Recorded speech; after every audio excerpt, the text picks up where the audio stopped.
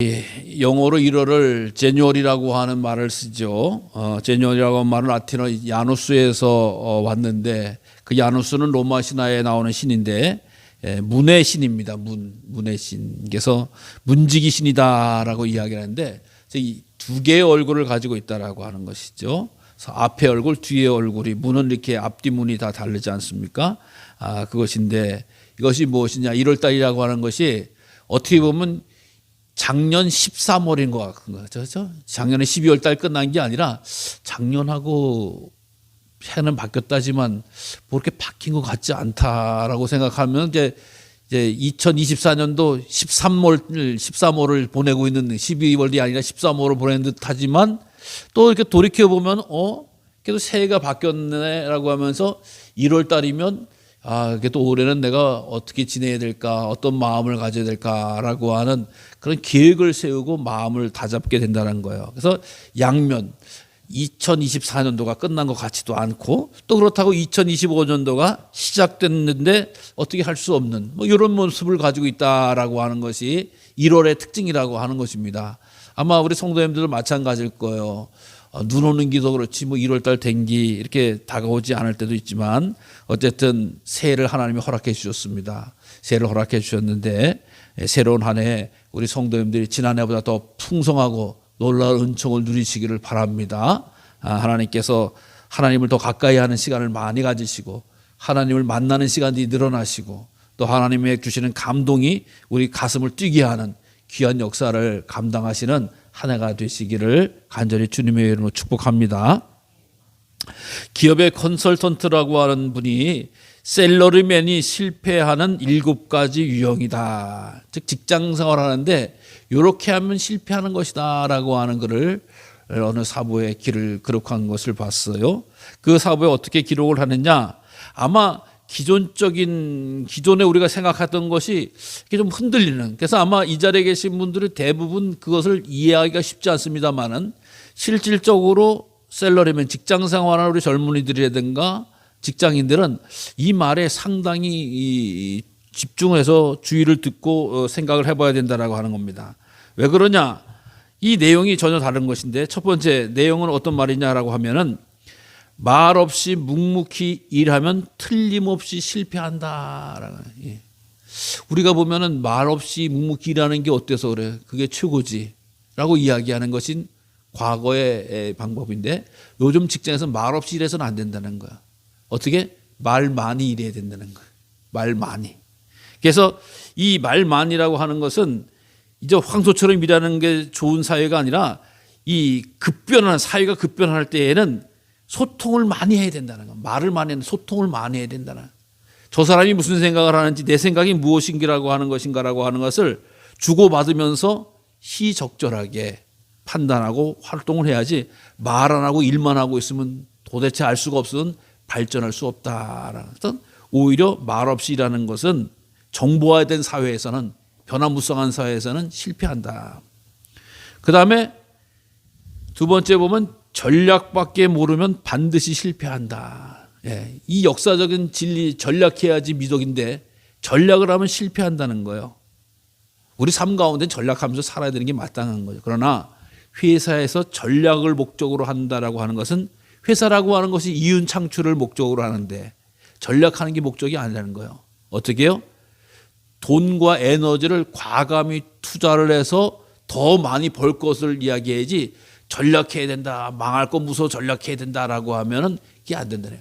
물론 그 생활할 때에 무슨 화장지를 전략한다, 수돗물을 전략한다, 무슨 A4 용지를 전략한다, 전기를 전략한다라는 건 당연한 거지만, 모든 사회에서 전략하면서 오히려 투자하고 공격해야 돼서 더 큰 이윤을 내는 거에 목적을 가지고 있어야지, 요즘 사무실에서는 그런 생각해서는 안 된다.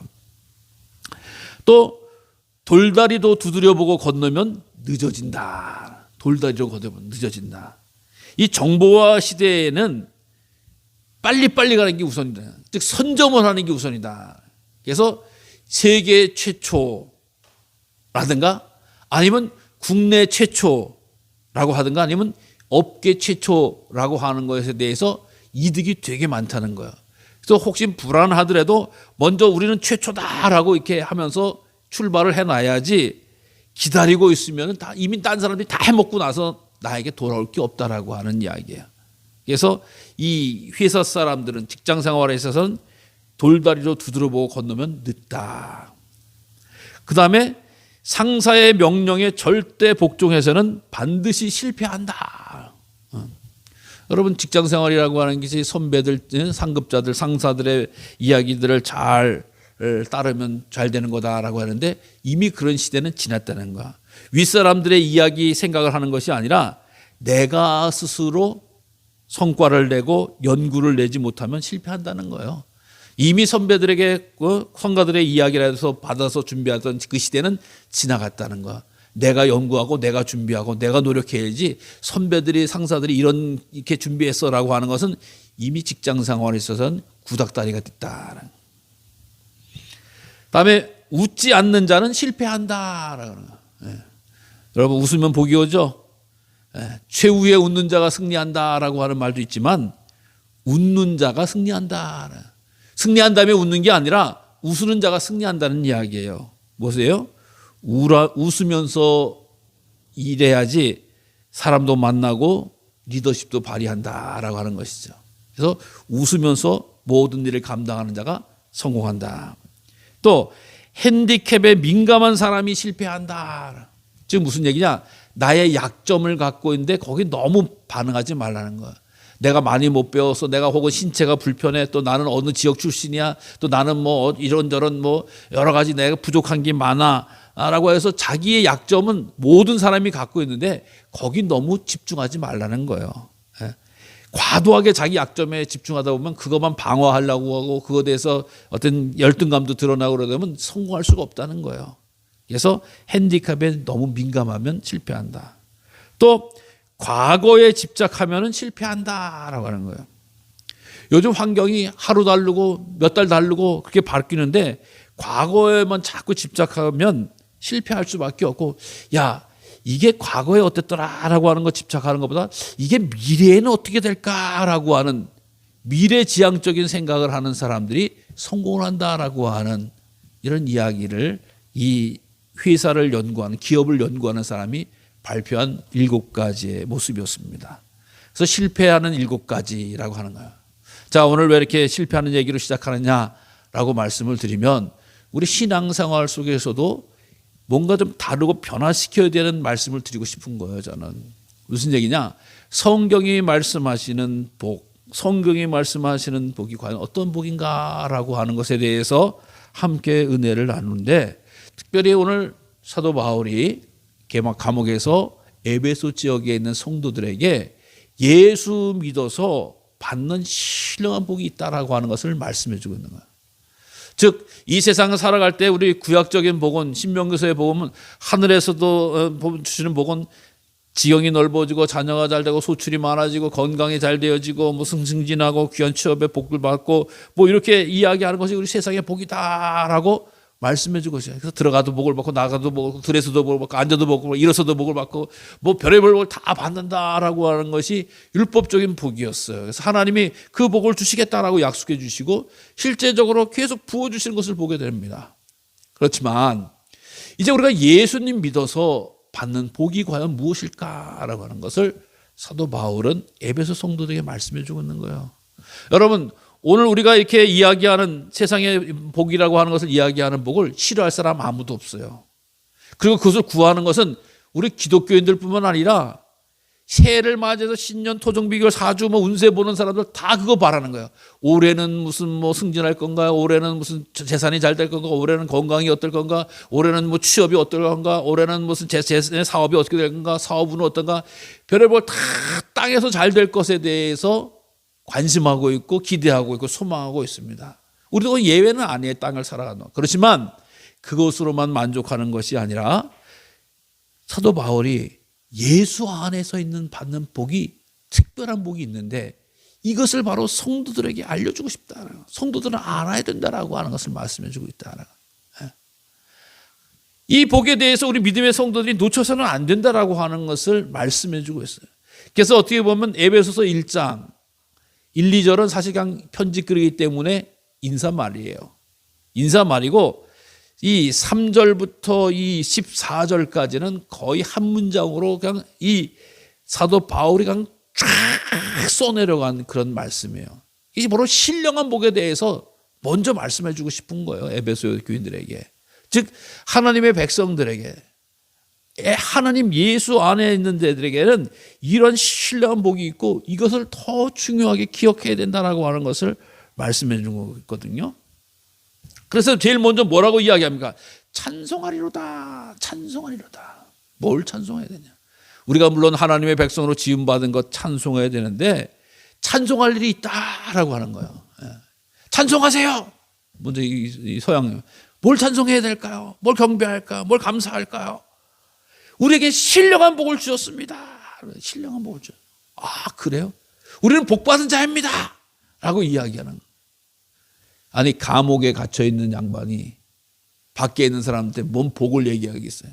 복 받았으면 감옥 가지 말고 밖에 있어야지 라고 세상의 원리는 이야기할 수 있을 것 같아요. 근데 하나님의 복은 감옥에 있는 자가 밖에 있는 사람에게도 말할 수 있는 거예요. 나는 복 받은 자입니다. 감옥에 있는 사람이 그 얘기를 하는 거예요. 옥주에 있는 사람이. 여러분, 이 얘기를 들으면 환장하는 거예요. 가슴이 벅차오르는 거 아니겠습니까? 감옥 안에 있는 나도 복 못 받았다고 투덜대는 판인데 감옥에 있는 사람이 복을 받았다고 막 신나는 거예요. 기뻐하는 거예요. 자유한 거예요. 감사하는 거예요. 이게 바로 예수님 안에 있는 사람의 특징이라고 하는 겁니다. 예수님을 주로 믿는 사람의 특징이라고 하는 겁니다. 즉 예수 그리스도 안에서 우리는 신령한 복을 받았습니다. 즉 예수님만 믿는 사람이 느끼는 복이 있습니다. 여러분, 그게 뭐예요? 신령한 복이 뭐예요? 이걸 우리가 오늘 잘 기억해야 된다라고 하는 겁니다. 그 복은 첫 번째, 예수님이 우리를 택하시고 우리를 사랑 안에서 흠없게 하시려고 우리를 예정하사 하나님의 아들 되게 하셨다. 여러분, 우리는 하나님의 자녀인 줄로 믿습니다. 따라해 봅시다. 나는 하나님의 자녀입니다. 예수 안에 있는 자가 하나님의 자녀입니다. 하나님의 자녀예요. 그때 하나님이 우리를 택하셨다는 거예요. 언제부터? 만세 전서부터. 모든 계획과 섭리를 모든 것이 되기 전에 우리를 택하셔서 하나님 안에 있는 우리를 자녀 삼아 주셨다. 예수님 안에 있는 우리를 자녀 삼아 주셨다라고 한 사실을 우리 알아야 된다라고 하는 겁니다. 믿어야 된다라고 하는 겁니다. 여러분, 택하는 일에 있어서는 우리가 참 조심해야 돼요. 한 사람을 취업을 해도 회사를 정해도 저 직원을 뽑아도 택하는 일에서 참 조심해서 좋은 일꾼을 뽑아야지, 아까처럼 셀러리맨에 대해서 좋은 일꾼을 뽑아야지 그 회사에 유익이 하죠. 마찬가지죠.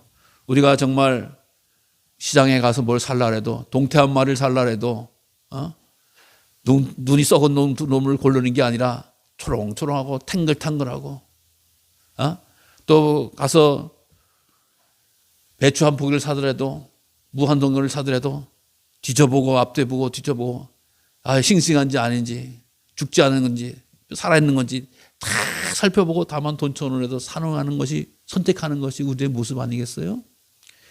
그 돈 주고 내가 그걸 왜 사? 당연한 마음이에요. 근데 하나님 우리를 택해 주셨대요.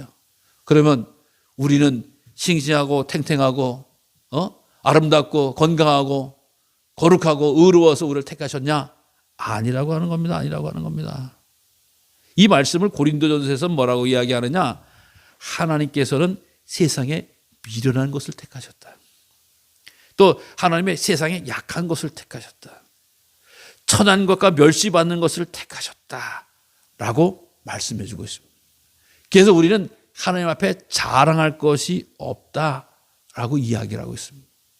우리를 하나님이 택하셔서 자녀 삼아 주시는데 우리가 지혜롭고 강하고 고귀하고 순결하고 거룩해서 우리를 택하신 것이 아니다라고.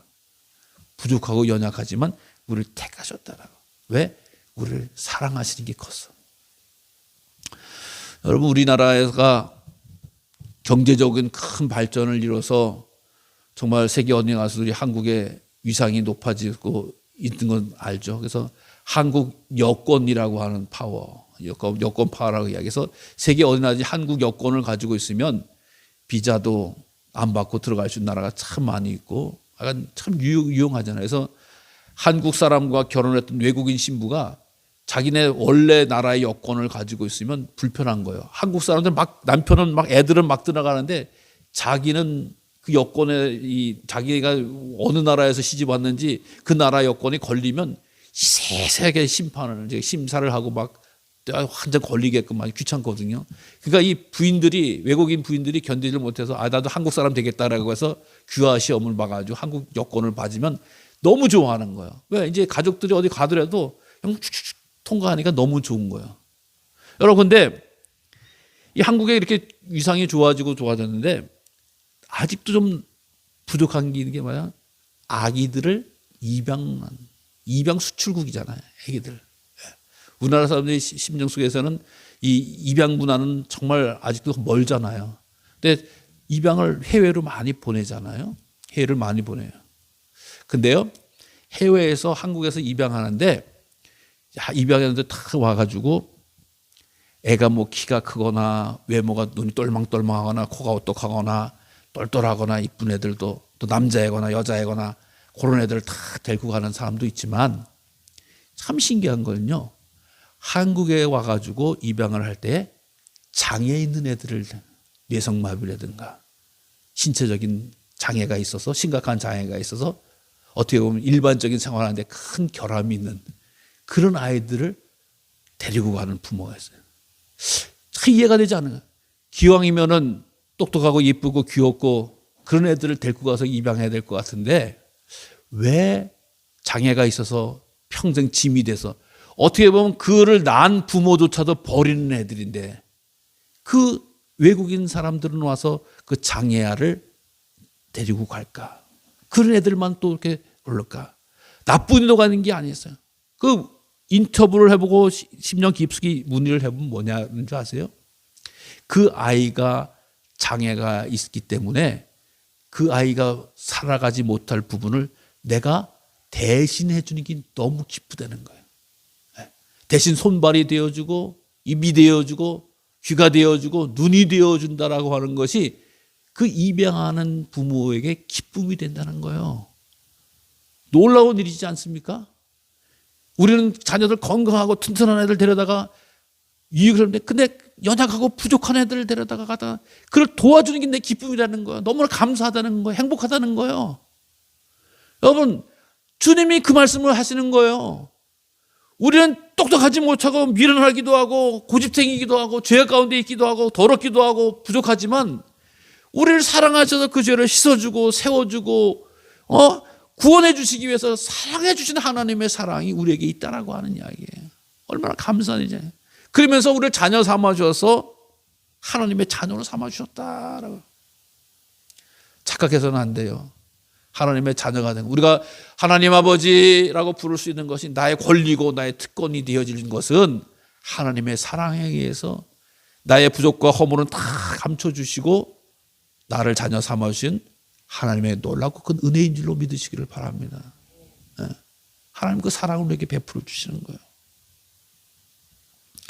그래서 그 사랑을 베풀어 주셔서 하나님의 모든 축복의 자리에 우리를 다 인도하시잖아요. 하나님의 자녀가 되어지면 예수 믿으면 예수 안에서 자녀가 되어지면 어떻게 돼요? 천국 가는 거예요. 주님께서 우리를 위해서 예비된 거처에 들어가는 거예요. 주님과 영원한 삶을 살게 되어지는 거예요. 끝까지 책임져 주신다라고 하는 것입니다. 이게 신령한 복이다라고 하는 겁니다. 물론 이 세상에서 잘 먹고 잘 살고 그것도 중요하지만 이것을 뛰어넘는 신령한 복은 영생을 바라보면서 쌓아갈 수 있는 하나님의 축복이라고 하는 이것을 사도 바울은 알려주는 거예요. 그래서 그런 믿음을 갖고 있다 보니 이 세상에서 시련, 이 세상에서 고난, 이 세상에서 아픔, 이 세상에서 불편함이 결코 불편함이 되어지지 않는 거예요. 내게 영생이 있거든. 내게 축복이 있거든. 내가 하나님의 하나님의 자녀가 되는 권세를 주셨다라고 하는 그 놀라운 은총이 있어졌다라고 하는 사실을 반드시 기억하시기를 바랍니다. 그 다음에 두 번째, 우리 주님께서는 우리에게 죄 사함의 은혜를 주셨다. 죄 사함의 복을 주셨다라고 하는 거예요. 근데 이 죄 사함이라고 하는 것이 그냥 온 것이 아니라 하나님의 은혜, 거저 주시는 은혜가 풍성했기 때문에 가능한 것이다. 여러분, 죄는 멀리하고 악은 이렇게. 죄는 멀리하는 건지 하나님 우리를 얼마나 은혜로우신지 죄를 아무리 부족해도 다 용서해 주시는 거예요. 다 품어주시는 거예요. 그것이 그냥 되는 게 아니라 그것을 감당하시기 위해서 피로 말미암아 예수님의 피로 말미암아서 속량 죄 사함을 받았다. 예수님의 십자가의 사랑의 피값이 우리를 구원해요. 죄의 삭은 사망이고 피 흘림이 없이는 죄 사함이 없는데 예수님이 피 흘려 돌아가셨다라고 하는 것은 우리를 죄 사하기 위해서다.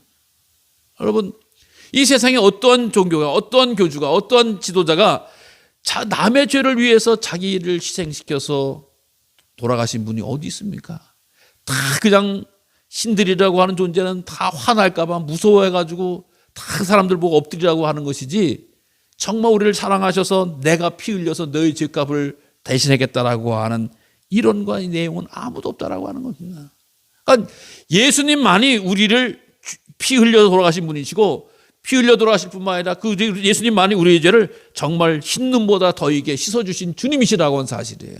그러니까 우리는 죄사함을 받은 자이다라고 하는 사실입니다. 그러니까 죄사함을 받은 신령한 백성이다라고 하는 것입니다. 그래서 신령한 복이라고 하는 것이 바로 죄사함의 복이다. 그래서 죄사함을 받아서 하나님께 나아가게 되어지고 하나님을 만나게 되어지고 하나님께 예비되어질 수 있게 되어졌다라고 하는 사실입니다. 이 죄사함의 축복이 얼마나 감사한지 알 수가 없습니다.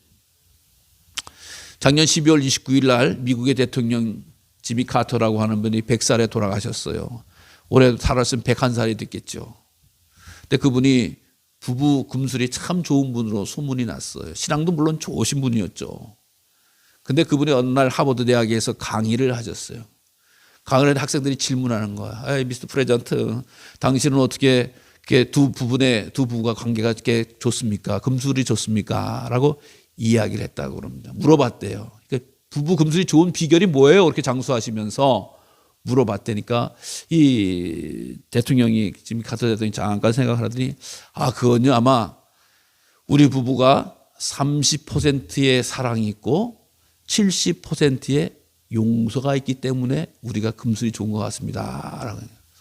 그렇군요. 사랑이 70이 아니라 용서가 70이니까 역시 달라요.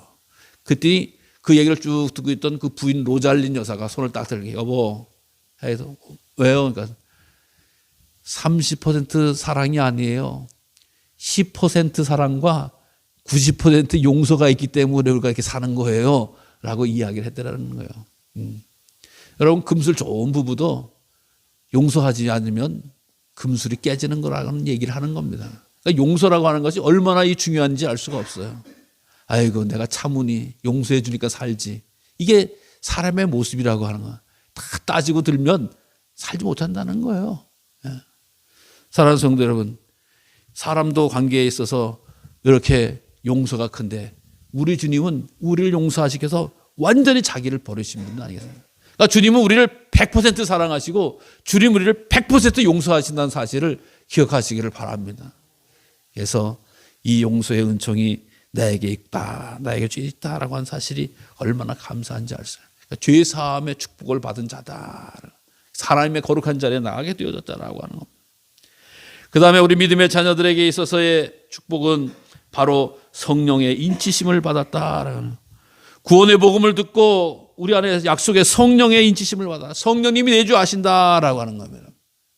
여러분, 내가 주여 주여 하는 것도 내가 결단하고 선택하는 것이 아니라 성령의 역사라고 말씀해 주셨죠.